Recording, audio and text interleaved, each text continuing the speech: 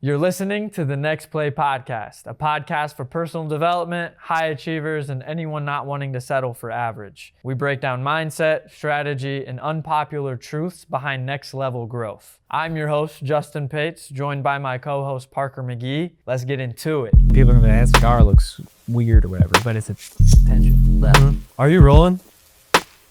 Really? Ready to start? To kind of just roll off what you just said, like is all attention good attention? No.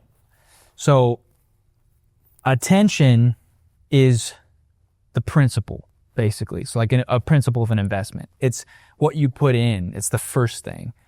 So attention without intention doesn't necessarily lead to a good outcome, because you want to convert that attention into interest. Actually, what was the first question you had, like, for your notes? Because we were talking about it right before we started rolling. Why is attention more valuable than capital in the early stages? Yeah. So I took notes because I wanted to get this right. Like, we drove 5 hours out here. I'm like, I got to have this written down because, like, Parker's giving me a seat with this audience. I'm like, I got to bring something of value. So I went over this over and over and over and over again, ran it by some people because it's true. But so attention equals currency, right? It's not just similar to currency.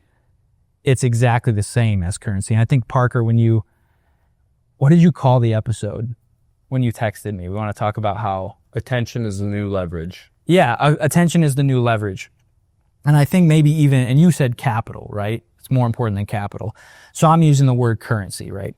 But all we're talking about here is money, essentially. Like, how do you convert that into money? But the cool thing about attention is I don't think it's the new leverage. I think it's always been the leverage. But people, now that we're in the attention age, are starting to realize what the wealthy have always known. So check this out. This is why attention is the same as currency. And listen to the words I'm using too, because they sound a lot like the same words you use when you're talking about money.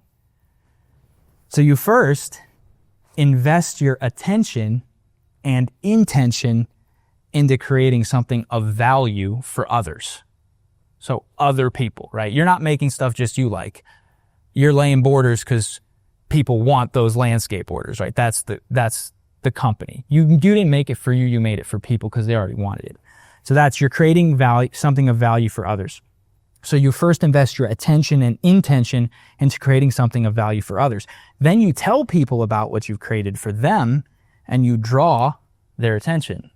You know, what's cool about the word draw is that's also what you do when you go in the bank, right? You draw from your account, right? So you're drawing their attention. And if what you've created is truly valuable to your audience, you then earn their interest, which is also what we're trying to do with our money. We're trying to earn interest, which is very interesting because attention and currency, like, they're exactly the same if you think about it. You're trying to earn their interest. So you want to convert that attention into interest. Once you've earned the interest of your audience, they'll go from paying you with their time to paying you with their dime. And you've seen it happen, right? And that's the goal. So you're converting it here.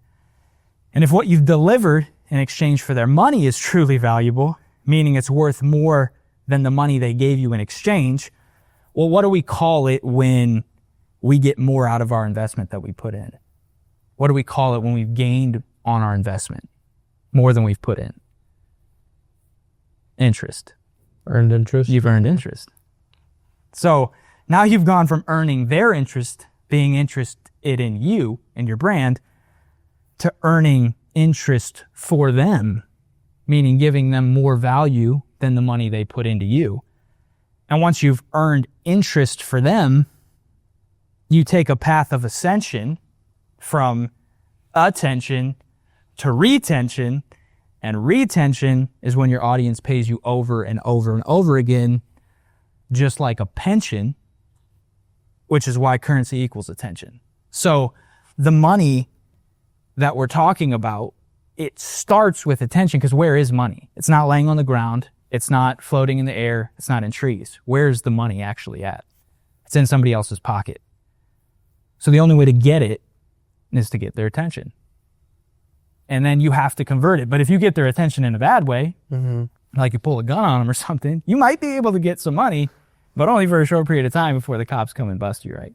So attention is probably the most important, well, it's the foundation of everything. If you don't have attention, you have nothing. It's like, say you build a Starbucks. Starbucks are incredible, right? Like everybody loves Starbucks, but say you build it out in the desert and don't let anybody know it's out there. It's not going to do anything. It's invaluable without attention. So long answer, but I really felt like I wanted to connect the two really closely together, because if you separate them and you think I can get money a different way, you're lying to yourself. Well, and like obviously like attention's good because you get money. Like it's what you get, but it's what the other people give. Like I feel like one of the biggest assets that you have, like as an individual, is your attention. What you give your focus to is super important. So like the fact that they're giving you that is huge. Yeah, and there's really, what's interesting is there's only two things that people pay with: money and attention. They pay attention. Wow, that's what you were told in school. Hey, pay attention. Or you have to buy something, pay $10, right? There's only two things: currency and money, or currency and attention. Yeah. The thing that I like grabbed right away that you said was attention with intention. Yes. Because intentional. Yeah. We're literally on my way up here. They were talking about that. Gary Vee said like a lot of people like go out and get a lot of attention, but then they like don't know like what to do with it. Yes. Right? Like you have to come up, which is, you know, what's been able to build obviously your career is like you've known how to get attention, but like, you know, like why are we doing this, right? When it's been for lead gen purposes. Yep. And obviously, you know, created, you know, a life that you're able to make, you know, a good financial well-being like that. Right. That's literally what it's been based off of. So that was definitely the one piece that I was just caught on right away. Yeah, and that's phenomenal, because it answered your first question, like, is all attention good? And it's not good, because like there's a lot of really stupid videos out there that get massive attention, but it does nothing for the person in the video, right? So you have to, but if you look at those videos, you can see the framework for why the attention was captured, and you can use that same framework with intention of having something to sell, and then you can build something that is actually, you can convert the attention into currency, right? And currency is interesting too, because the word currency might need to change the title to attention equals currency. I don't know, but the word currency, think about it. Currency is the exchange somebody makes so they can have currently what they don't currently have, right? So they want landscape borders that they don't currently have. So you're going to bring them current by taking some currency. So the currency brings them current to what they value. And you have to think about it like the only way to garner attention is to understand what other people are already paying attention to, and then utilize that for yourself. Well, this kind of leads me into a good question, because like obviously like copying what works obviously works, but I've heard like the best way to escape competition, because ultimately again like ads on Facebook, like it's basically an auction, right? Like you're paying a certain amount of money due to like however many ads are up, like you want to get the eyes of the people on the platform, but you know, I guess when it comes to getting that attention, like, I want to word this question the right way. I guess ultimately, like, it makes the like, you have to correlate, you know, obviously, like, competing, like, being authentic, right? Like, diminishes all kinds of, like, competition, right? No one can compete. So, like, how do you balance, like, you know, taking what works and then obviously putting it in your own spin on it? Yeah, that's a phenomenal question. I think the key really lies in, well, I know the key lies in not continually like, not just constantly watching what other people are doing and trying to copy it, which sounds very basic. It's like, that's almost like such a dumb answer. But when we're creating ads, we're always gathering inspiration. Like you've never made something originally completely, right? Because you learn things and you've seen other people do things, and eventually you get this culmination. It's like a recipe of your own. And I think the greatest way to do that is like, Alex Hormozy didn't blow up on accident. He hired the same guy who blew Gary Vee up to build his brand. He's like, you blew up Gary Vee, come do it for me, right? So he hired the same guy, he used a lot of the same tactics and copied a lot of what Gary Vee did, but Alex is himself, right? So he looks different. He's got long hair, he's got, he's jacked, and he's always wearing tank tops, and he's himself. So you'll never escape. Like, that's also a trap. The trap of you trying to make something original. I've seen that so many times. They're like, we're not going to copy that ad. We're going to make our own thing. It's pride. Yeah. Pride, it doesn't, if something already works, it works for a reason. So you just have to take you into that scenario. Don't copy it verbatim, but take something that works. Like we did this ad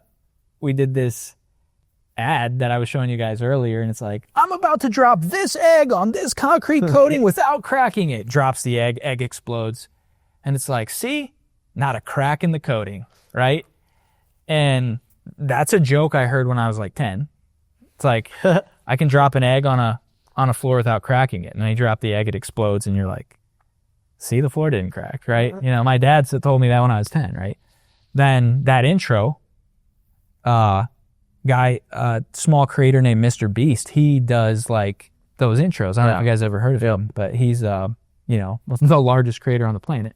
He has 400 million subscribers. All of his intros are, I'm about to drop this Lamborghini on that Lamborghini while driving this Lamborghini through, So a little bit bigger production, right? But so I garnished that concept. I wasn't even really trying to. I just like, it was in my head. It works clearly.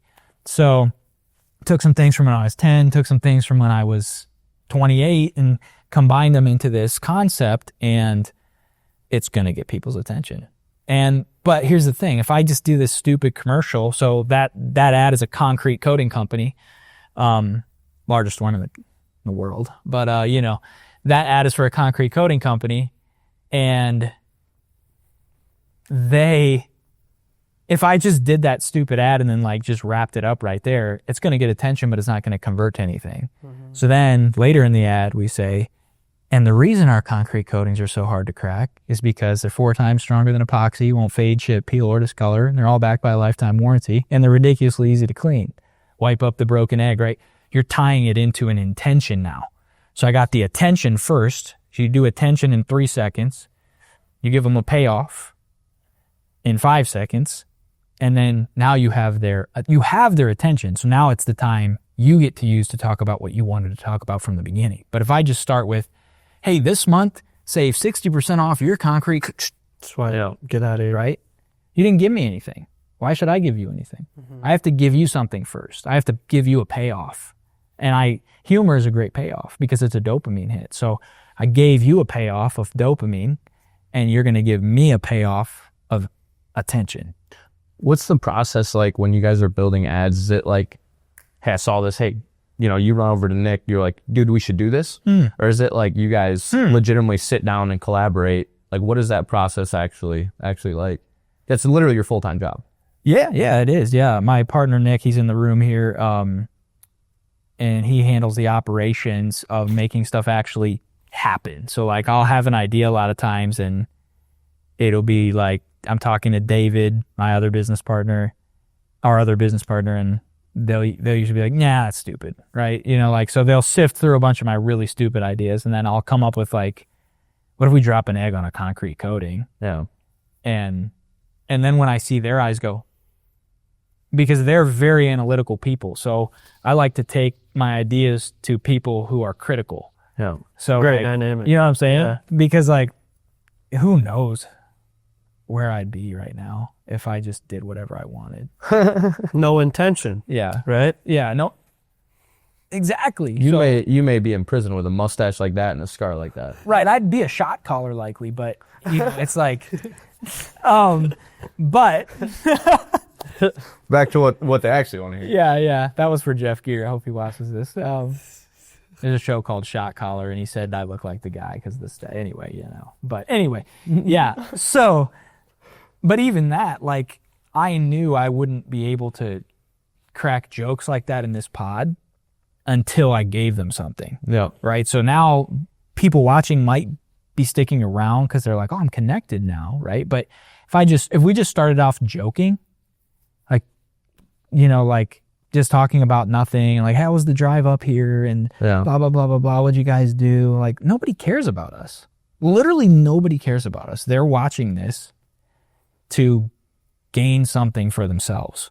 So we can't get them to pay attention to us or care about us until we care about them and deliver them something, right? So that's how all ads are framed. But so I go to people who legitimately, outspokenly don't care about my ideas. They just care about what works. So I go to, and maybe Nick cares about I don't know, but like they all know, like we're I'd say at the partnership level, we're brothers, right? So we go to each other, like, and I'm like, if it sucks, just tell me it sucks now. I don't want to send this ad off to a client and they tell me it sucks, or send this ad off to Meta, spend money on it, and the people tell me it sucks by not clicking, right? So I think people think you get to a point where you just know everything, but the reality is it's all just testing.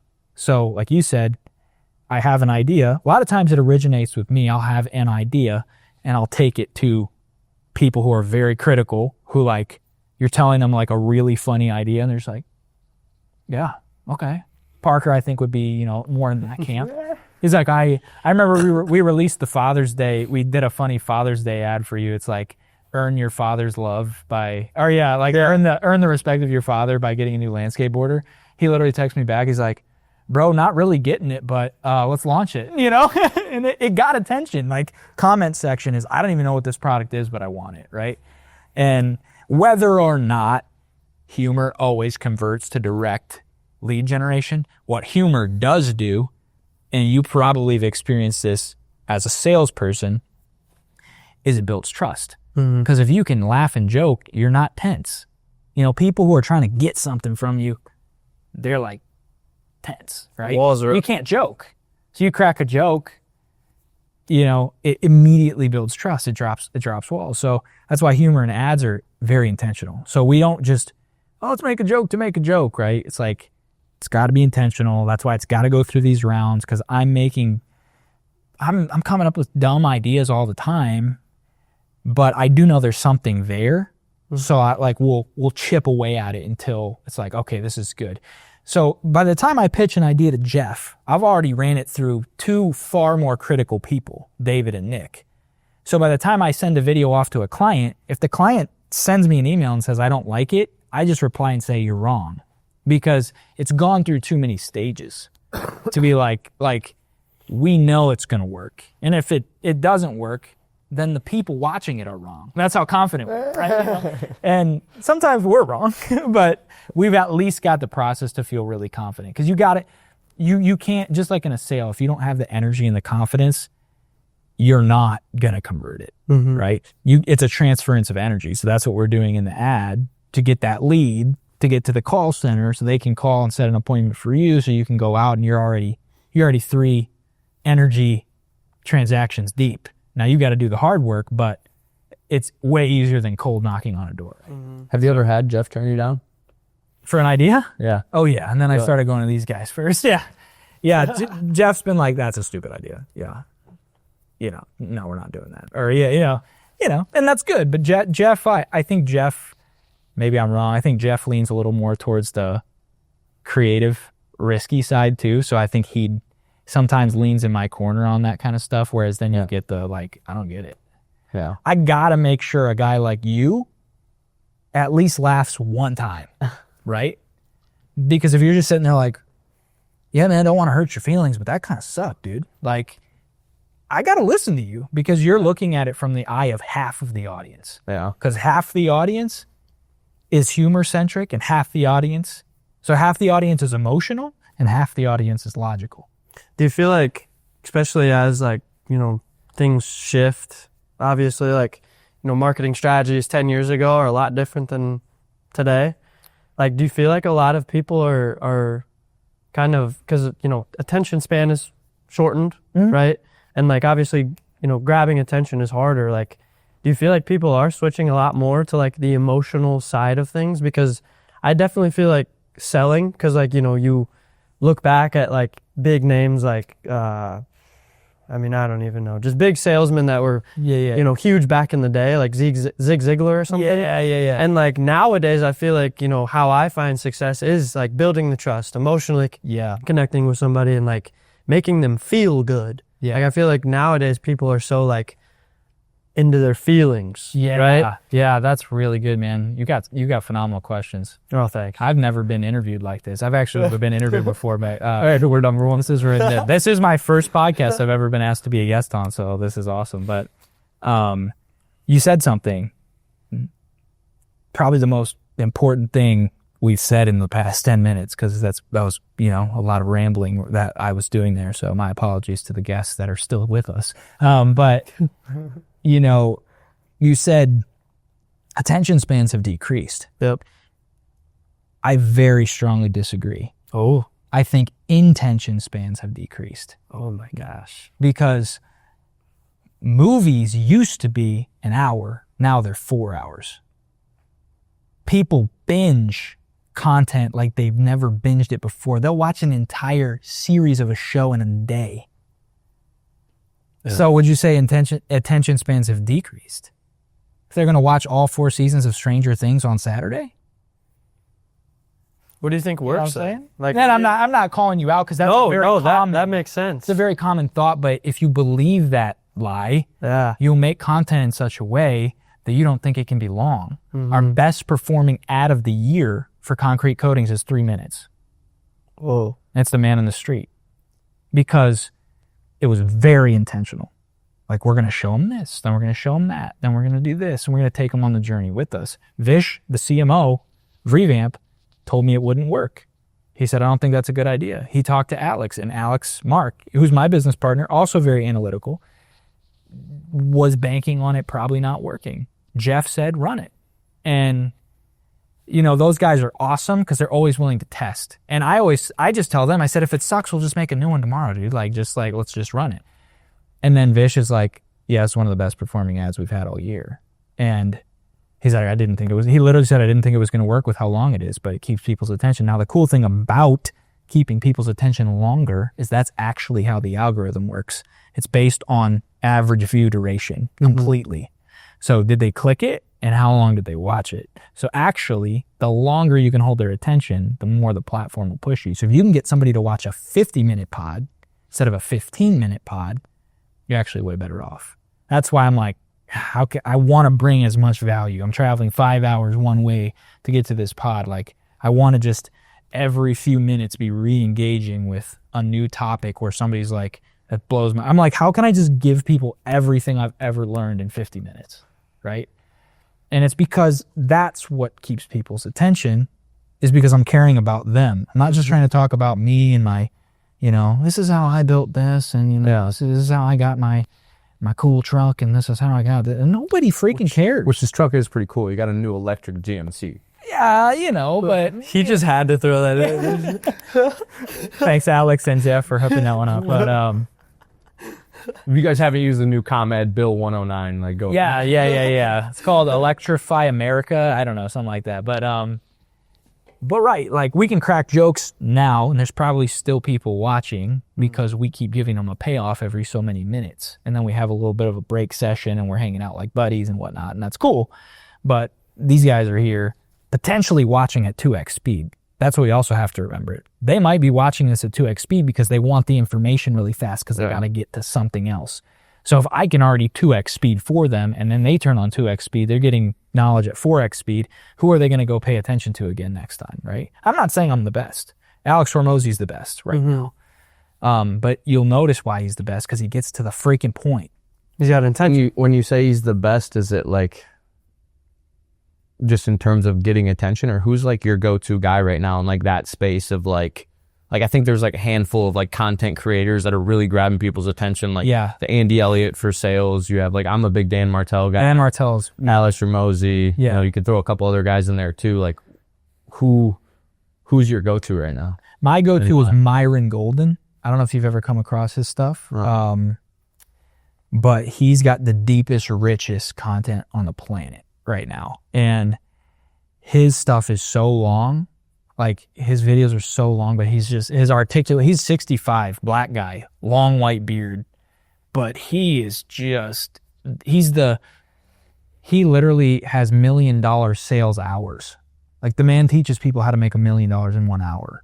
Like, he's just on a level that people aren't playing on. And his YouTube channel is the most valuable CPM. So everything on the internet is in CPM, which is cost per 1,000 impressions. That's what the platforms sell you. They sell you 1,000 impressions at a time, and you pay an amount for them, and that's an ad, right? It's like gas prices. You're buying gallons of gas. Here you're buying a packet of 1,000 people viewing your content. That's what you're paying for. Or if you're on the other side of the algorithm, you're getting that naturally, organically, because you're giving them something to watch, right? Myron has the highest monetized channel in all of YouTube, because he keeps 50,000 people retained twice a week for 50 minutes. Could you imagine if 50,000 people watched you talk for an hour twice a week? It's pretty dead. I do. Right? Like, I watch Myron for every time. I'm caught up on his stuff, and I'm pissed when I'm done. I'm like, I have to wait 2 days for a new Myron video. Well, are you going to be jealous if we get him on the podcast? I would be, bro, if you get him on the podcast, I'll be 5-hour drive again. I will do whatever. I will beat you waters and be like, yo, Parker, you want me to sweep downstairs? Or just like, what do you need? You know. But you guys are on the right track. This brand will go, and it'll go when you have the intention behind the attention, and that's literally all. Like, Nick, what have we been obsessed about this year at Collab? Organic attention. We've been studying it. We've bought courses. I hired a $10,000 coach. Like, we're obsessing with attention, organic. We've been on the paid attention side for the past 7 years. And I feel like we've mastered it to some degree. And not like mastered and we can't get better, but mastered in that we can do it every time, right? So it's predictable. Are there people better than us? Eons better than us. Are there people worse than us? Absolutely. We've just gotten to a point where we can predict this dollar will equal this dollar. If we put in $1, we're going to get 10 back out. That's what we've built a business on. But there's the whole other side of the algorithm, which is what we pay for. We buy the fact that these creators can keep people on a platform. What if you played both ends of it? That's what we've been obsessed about, is building a brand. Because guess, there's 3 things in business. There's branding, marketing, and sales. Those are the only 3 components of a business that you can establish. Marketing, so selling is really hard if you don't have marketing, right? Because what are you doing? You're like, well, the marketing sells it. Yeah, you're guessing. Sells it. Yeah. Yeah, I wouldn't say the marketing sells it, because closers have a really hard job, right? But you could still go close deals, but how many could you close a day if you're door knocking? Right. Right? So marketing makes selling easier, but branding makes marketing easy.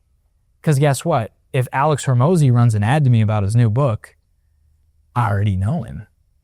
So his marketing goes way farther because he already has a brand. So branding makes marketing easy. Marketing makes sales easy.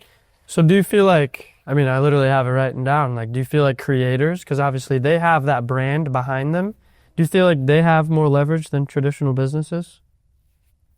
Creators, you're talking content, like online content creators? Yeah. Do they have more leverage than traditional businesses? Yes. Unequivocally.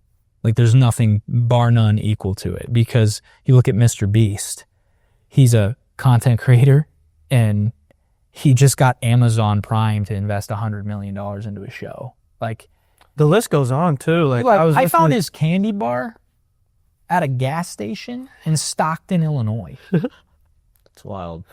like, I mean, even like Conor McGregor with Proper 12 whiskey. Yeah, sure. Or Kylie Jenner with her makeup line, or like Rock has a tequila. Like, it just like you having a platform of eyeballs. Yeah.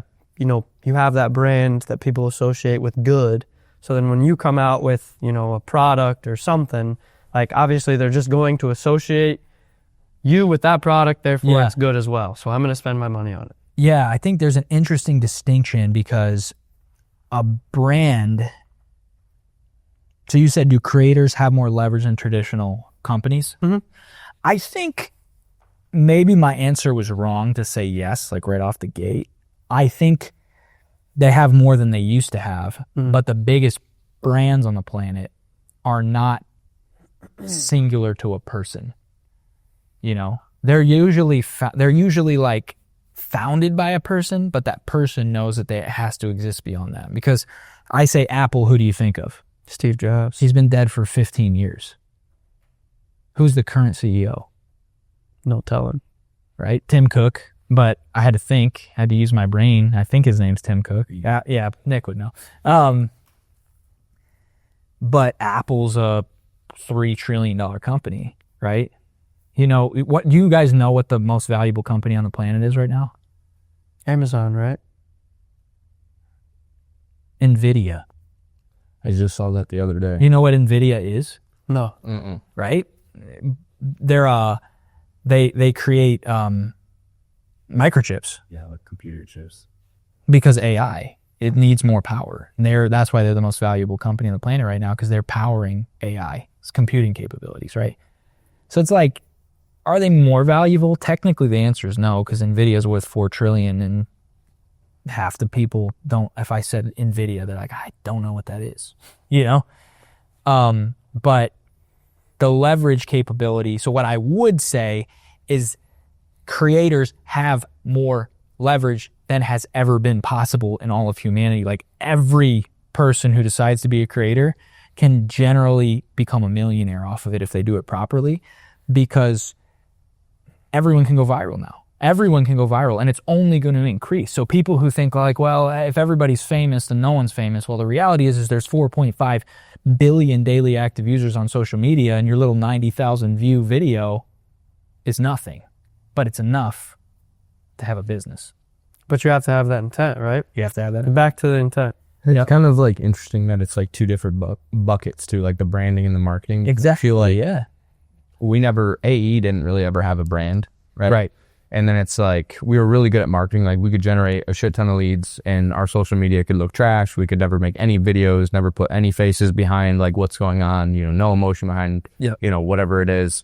But now, like, I've even had installers come up to us and be like, yeah, I saw like you guys were doing a podcast now and stuff. It's like, when you can like tie in like that brand with the purchase or with the marketing to where the point where they're calling in, it's just like, it's so interesting. Like, people are now buying the product, yes, but they're also like probably raving to their neighbors, be like, yeah, you guys should actually check out their podcast too. They literally talk about like, it's so interesting, the power behind the brand, you know, paired with like a really good marketing system. Cause then I feel like it just, again, like you said, you're catching both ends of it. Yeah. You can build a multi-$100 million company without a brand. That's pretty crazy. Because all you need is marketing and sales. You could build a really large company without even marketing, right? You're just selling, right? And it's hard because you're doing some form of marketing. You're doing door to door, whatever, right? So it's not completely no marketing. But when you have that brand, the trust is already there. So the second, like, say you had 100 million, or say you had 100,000 followers that love your content, you give them value every day, then you release a book. Do you think they're going to buy it or not? I don't know. We're gonna find out, aren't we, Joey? I don't know. But like, say you did that, they're probably going to buy your book, or at least 10% of them. So you're going to sell 10,000 copies? of a book times $20, $10 in profit, 10,000 times 10, 100,000. So you're going to make 100 grand off of one drop, like just because you have a brand, right? The Gary V, he says, It's wild. Parker needs a book though. yeah, he does. He does. Add something to tell us. Oh yeah, I mean, I is don't there? I don't have anything to tell you. I'm here. Being really weird. All I'm here to give value, man. right, man. Yeah. Whatever. Right here. Yeah. I'm here to give value. Give What do you got? value. What you can add over your shoulder. Like. Yeah, is there A a water bottle. little leather copy back right there? All right, just don't give the people what they want. This Fine. thing?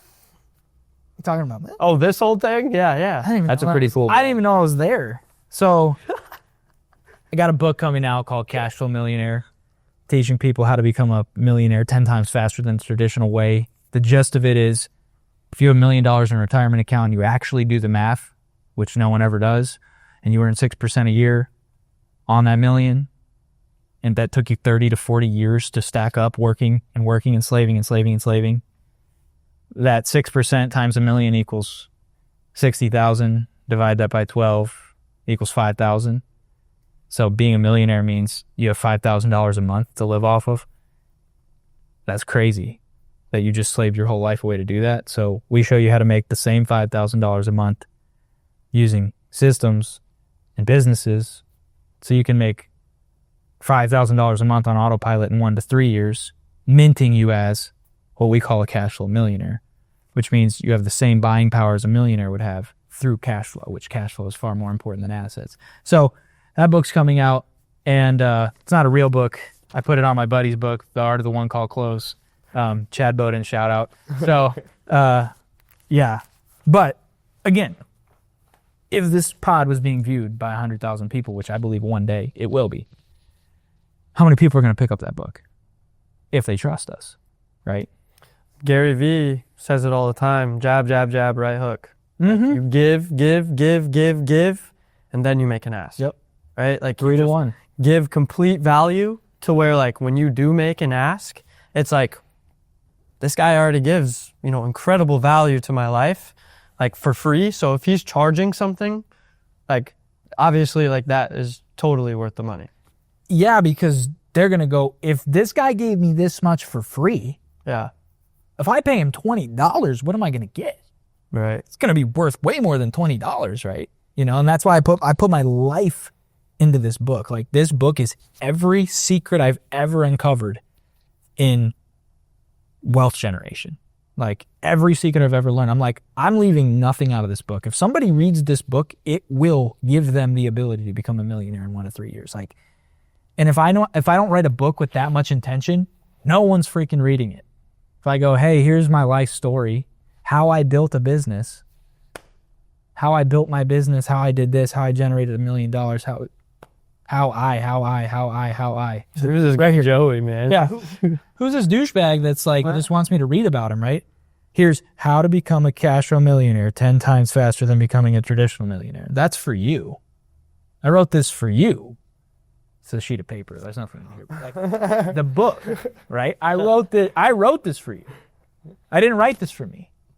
I wrote this to you, not to me, right?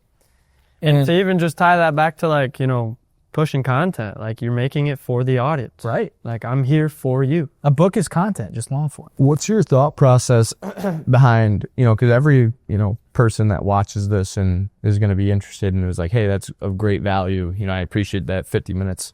You'll have some hang around for 5 minutes, and they're probably already off this section that, like, just got on just to be like, these guys are idiots. Yeah. Like, and it's kind of like the same concept. Like, even, I feel bad sometimes for Jeff, like, living back in Lena, because I know he catches hate.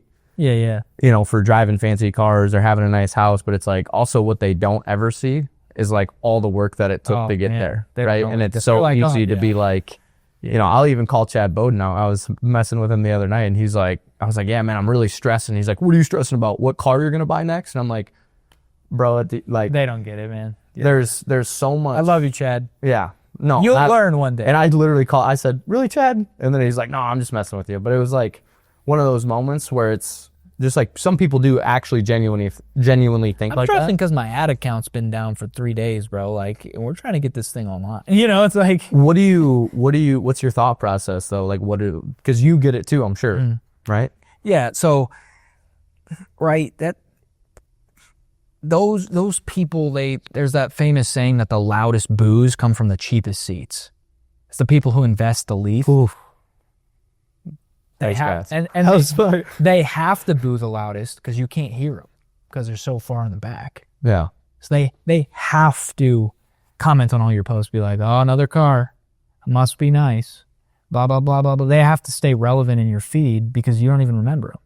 Must be nice. That's Right. a big. Must be nice. Yeah. Well, you could do the same thing. Like, you could do what Parker's doing if you want to, right? Yeah. There's literally like my parents just bought the drive-in back in Lena, and sometimes they catch. I just got we got there 10 minutes before closing, and they said they weren't doing the flurries. I mean, you got to call Steve. Steve would have been mad. He definitely would have fired it back up. Yeah. Yeah. That's but a no. That's a no people situation. We just got off Lake Leakwana kayaking. I'm like, let's go get some. Anyway, yeah. But they weren't going to make flurries for us because they said, hey, then flurries are down. We had to kind of strong arm them into just giving us the regular sundaes with the extra, what are those called? Doesn't matter. Yeah. No one cares, right? Let's get back to the conversation. Well, let me hit you with a quote because what you just said pretty resonated with me. It's like, obviously, like, they're gonna boo because they're in the furthest seats. Yeah. It's like they have to talk about you because when they talk about themselves, nobody listens. Now, I want to tie that. Make that up. No, I have like this big. Don't set in the chat. So I just have this big note Yeah, of just like books, podcasts, all this that I've read. I'm gonna listen back and put that quote you just put in there. Damn, dude. But like, Say that again. all right, Slower. because I kind of forgot what I said. Me too. I said, say it again slower. They have to talk about you because when they talk about themselves, nobody listens. Bro. Now let me tie that back, Yes. right, to The goated quote content, show. right? Like, obviously, like, sometimes, like, somebody's going to be hating from a distance, but they'll still click on your video. Oh, yeah. Or they'll still, like, tune in or subscribe just to talk shit. Yep. And it's like, sometimes, like, I guess to really, like, tie it back to even, like, the beginning of the conversation, like, sometimes notoriety is good. It is. If you have intention. Dude, you're hitting on the head. Like, let me ask you a question. Yeah. Right? Is Parker more valuable than you? Yeah. Is he? Well, to the market, yeah. Like, I think as, like, a human What do you being, think? like, Do you think you're more valuable than him? No. Do you think Jeff's more valuable than you? I think from the perspective of like, do I know more that could maybe bring more value in return to myself than him? Yes. Mm-hmm. Do I think Jeff knows more that could bring him value, like even the people he knows? For sure. Yes. Yeah. I agree. I think you're right to that. Like, the value they've created for the marketplace is in larger quantity, but intrinsically, if you strip everything down, you guys have the same value of the way you were made, like of the way you're created. Mm-hmm. The problem is those people, they're not less valuable. I don't even want to make fun of them. I want them to buy a more expensive seat. Yeah. You know why they bought the cheapest seat?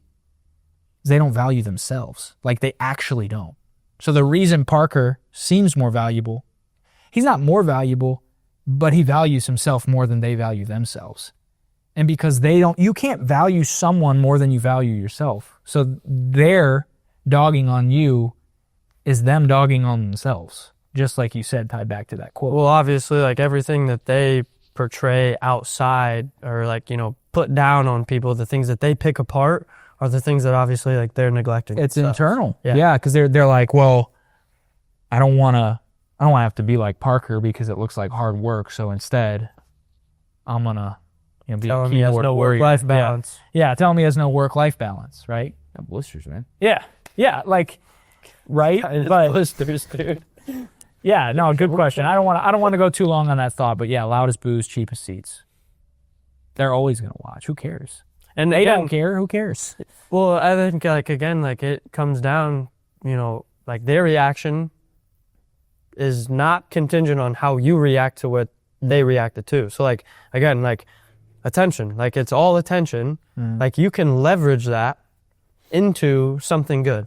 Yep. Right? Like it's all about how you obviously like put intention behind how you leverage it. Right. Like they're giving you cards. It's just like how you play it. Yep, exactly. Yeah. So on that end, the attention they gave you was without intention. Mm-hmm. So they just gave you attention with no intention. They just wanted to come and say something. It goes the other way. It does. Like you're not. So if you go to sell a boarder, they got to pay you some money. Yeah. Right? You're not just going to let them get it for free, right? So it's like if they're just giving you attention with no intention, then you don't need to give them any attention back because you know it'll never turn into intention. And if you don't have intention, you can't generate interest. And that's what you're trying to do. You're trying to get interest. Mm-hmm. I feel like eventually, more times than not, those people in the cheap seats eventually find themselves moving closer and closer. That's good. More tuned in. Yeah. But that's good. Like they're realizing like, oh, I could do this too. Like I want those people to move forward. I don't want them to stay stuck back there forever, right? But they're going to, as long as their attitude is must be nice. Yeah. As long as their attitude is must be nice, they cannot, if they don't like what you're doing, why would they do it? If they think what you're doing is evil, they'll never do it because they don't believe it's good. So then no one's ever going to do anything they don't believe is good, right? So yeah. Cool. Well, and ultimately, like I think, you know, I don't think, you know, we would outgrow the value he's giving us, but he might stop giving as much value as we grow. That's possible, yeah. And yeah, we had a little segment that we were just talking about people we follow right now, right? But I heard something that was said that's the most mind-bending thing ever. It's like everybody's trying to make an avatar to build a brand. Build a brand to your younger self. Because there's somebody out there trying to do the same thing as you. They're going to relate to you the same way. They're not going to relate to Dan Martell right now. They're going to relate to your stage. They're going to relate to your age.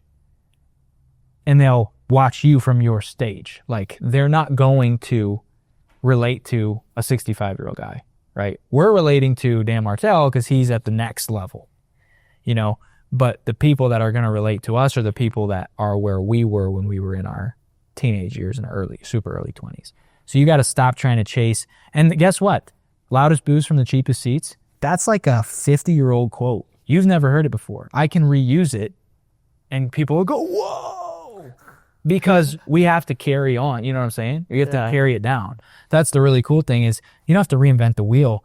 You just have to teach it to the people who are behind you that have not even seen how the wheel was made, right? You just got to show them how to do it again, right? So that's why you can garner, like half the things I've said on this podcast, I've heard from other people. Half the things Dan Martell says, he's heard from people older than him, but we've never heard of those people. He's the new them. It just keeps going down. So that's why I felt this like, man, can I say that quote? Myron said that. Can I say that quote? Alex Hormozy said that. Can I say that quote? Gary Vee said that. Say all the quotes because chances are your audience has never heard them. And it's your job to move that down, right? I want to kind of flip it. Yeah.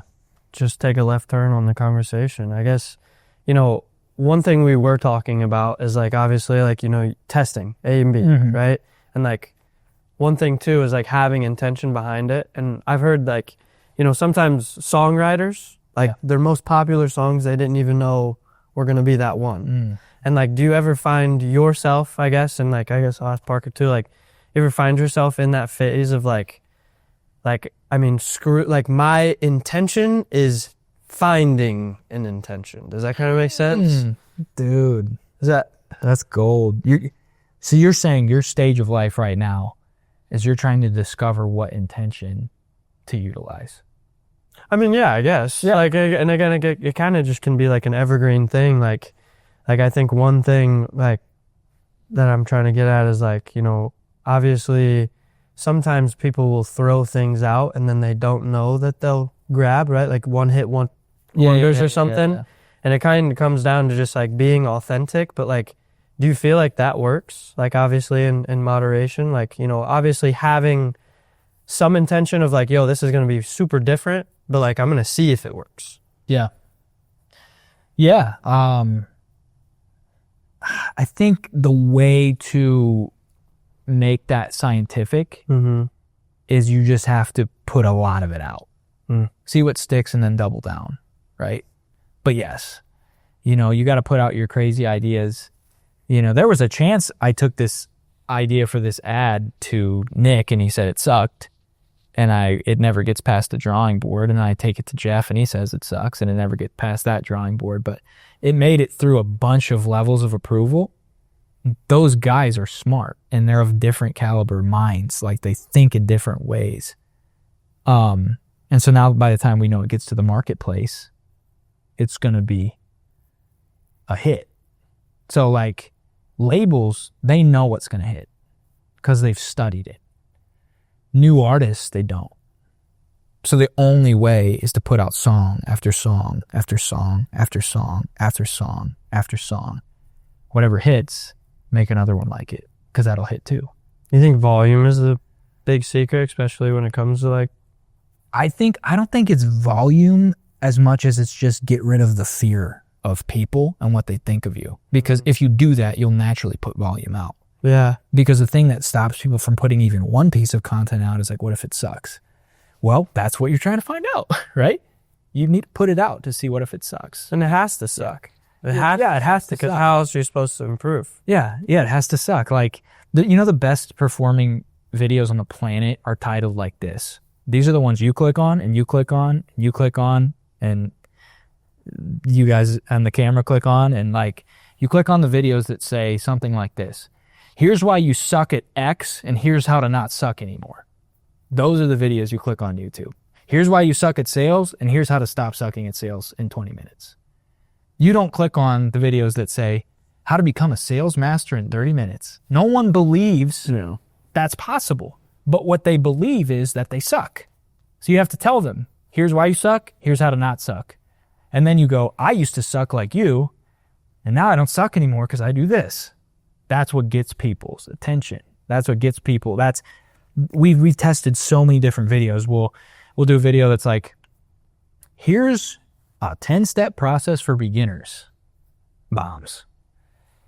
Here's why you suck at this thing you're trying to do, and here's how to not suck at this thing you're trying to do. Skyrockets.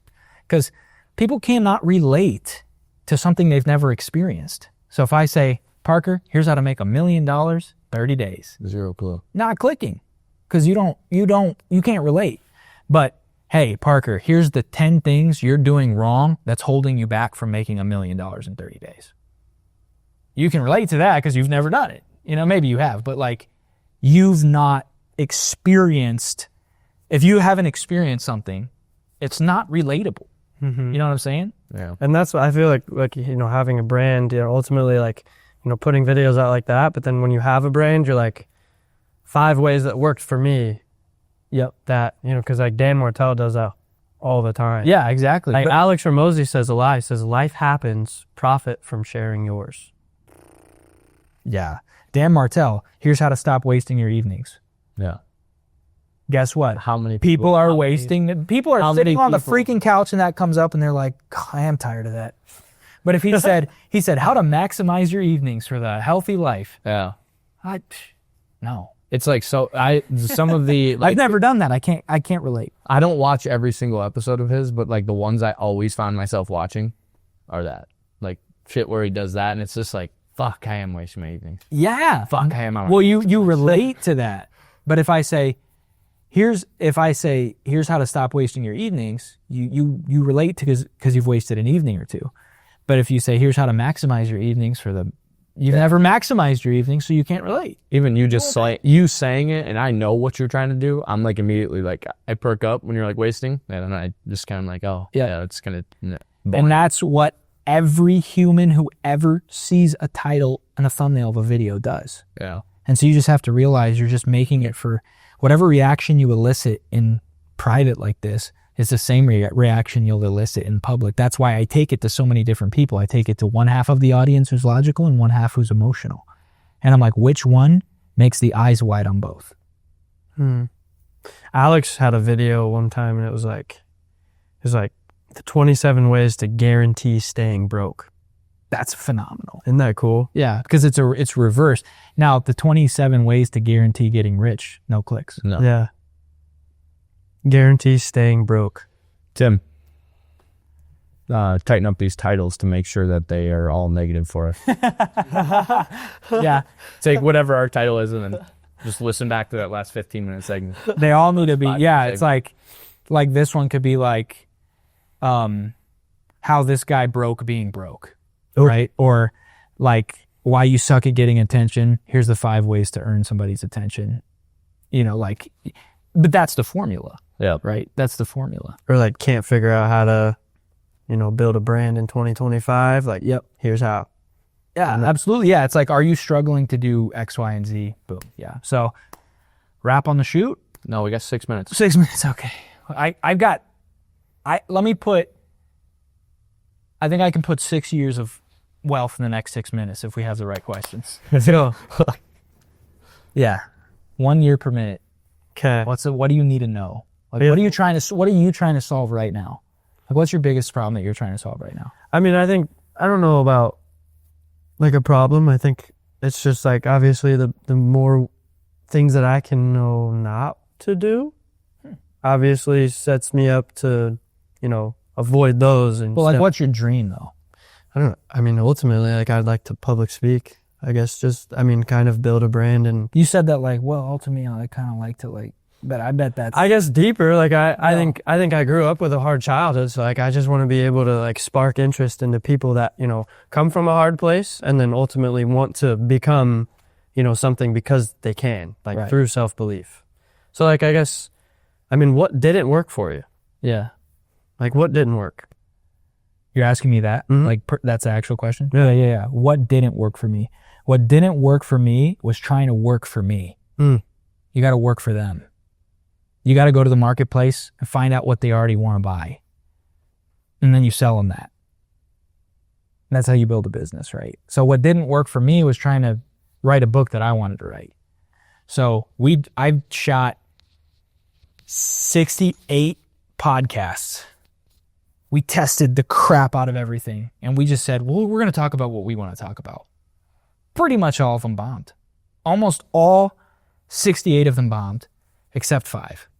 And those 5 were teaching people these 5 things: how to generate leads, how to consult those leads on the phone, turn them into a sales appointment, how to close that deal, how to install the job properly, or how to like make that transformation that person paid for something they love, and then how to ask that person if they know 3 or 4 other people who want that same transformation because they're thrilled. That's a full closed loop on wealth generation.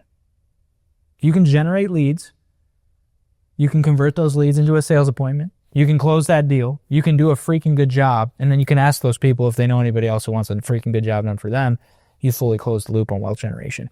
Those are our best performing videos. I put everything I freaking know about that in a book called Cash Flow Millionaire. So people can make $5,000 a month on autopilot. But if I write the book I want to write, I wrote a book called iTunes. What's that? Like, what does that even mean? We were writing stories about mine and Rich Clay's personal experiences in life. We've sold 100 copies. It's been out for 4 years. No one cares. I don't even know what it's like. I don't even know what the title means. It was fun. It was a good, you got to put out stuff that sucks. Dry start. I wrote a book at least, and if I hadn't written that book, I wouldn't probably write this book. But Is there a weird, like, blurred line between like what you want to do and like, conforming to what does work? yeah, so I couldn't find anything that I could do that people wanted. Mm-hmm. Right? So I figured out something that people wanted and then learned it and then kind of liked it but didn't love it. So I was like, I like cameras. Cameras are cool. I was talking with Tim producing the show, right? And I was like, cameras are cool. And I'm like, I would love to do commercial videos. I knew nothing about that. So I was like, well, maybe I could take some senior photos. Is this what you're getting at? Yeah, I was like, maybe I could take some senior photos for people. I was 23. I knew some people that were graduating that were a little younger than me, and I knew a couple popular kids that were well known in Freeport High School, the town I grew up in. I was like, I literally messaged them like, can I take your senior photos. And I literally said, if they suck, please don't tell anyone I took them. Said, but if you like them, just tag me and say I did them. And that was it.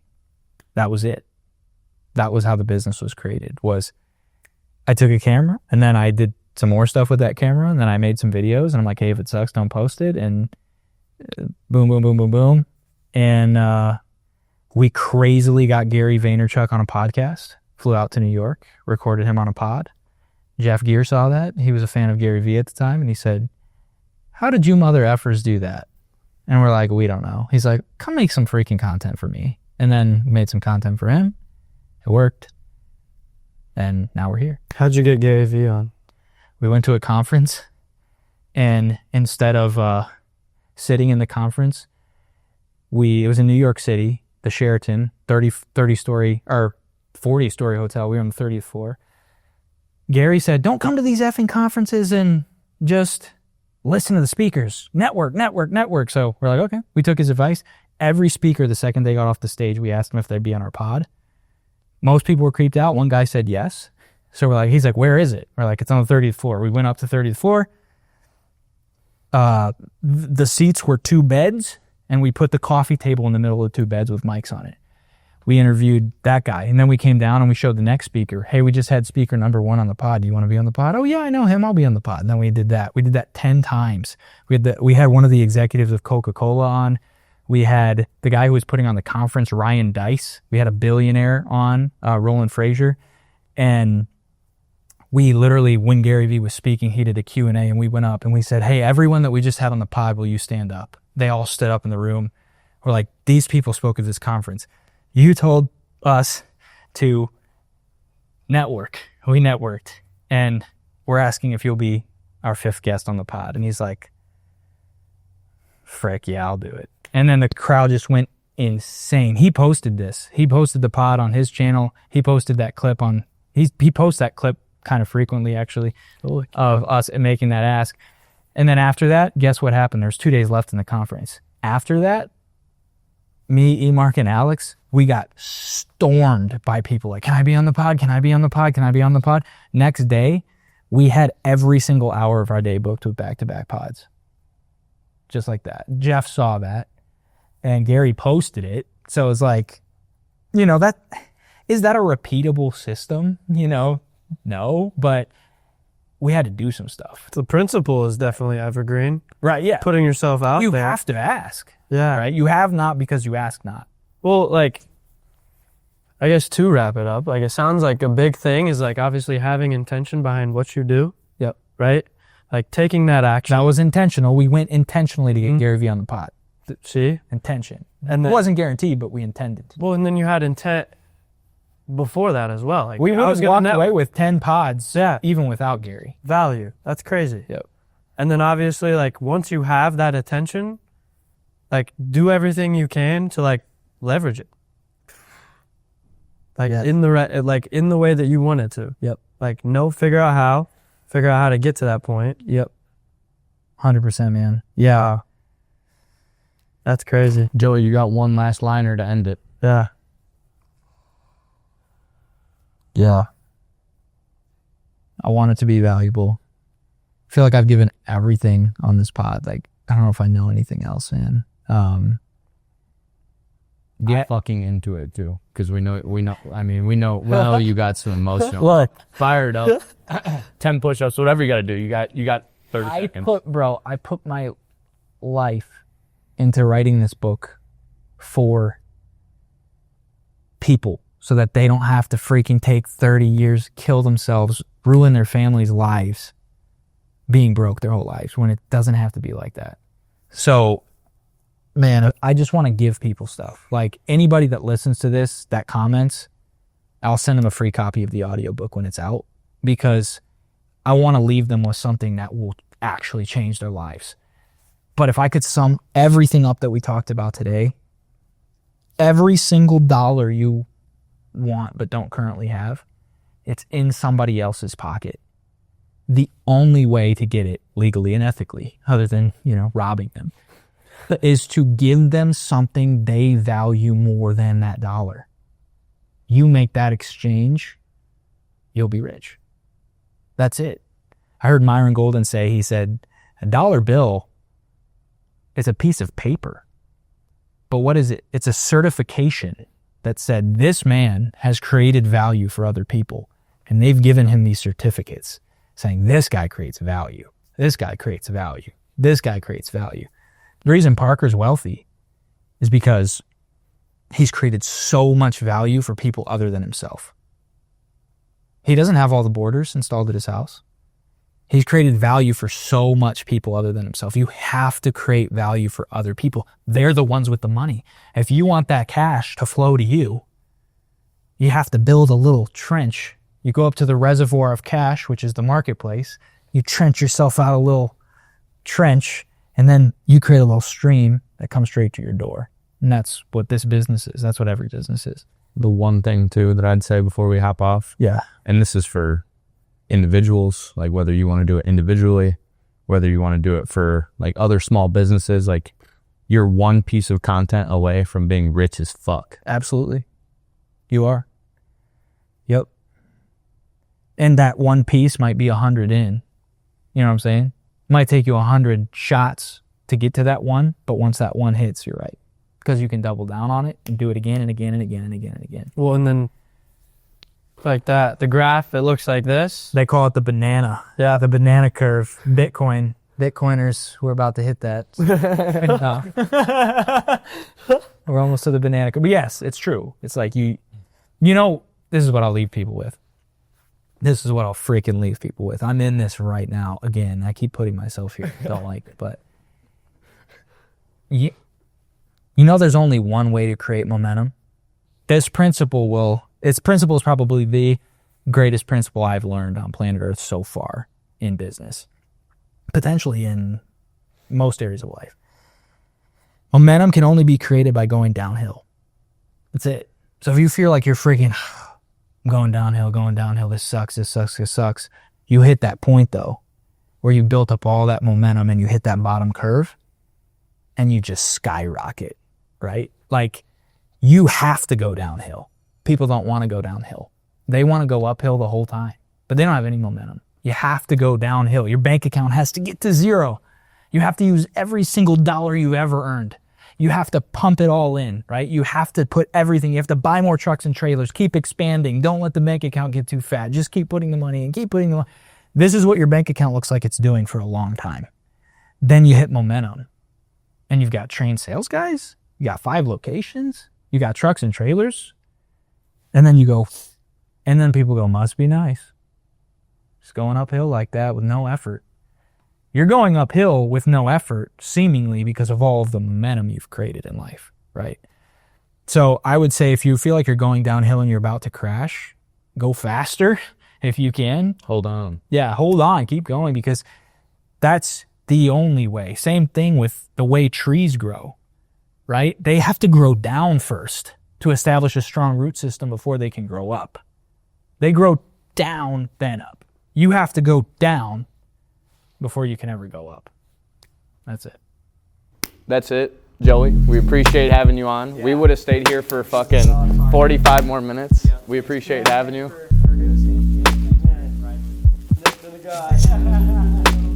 That was fire, boys.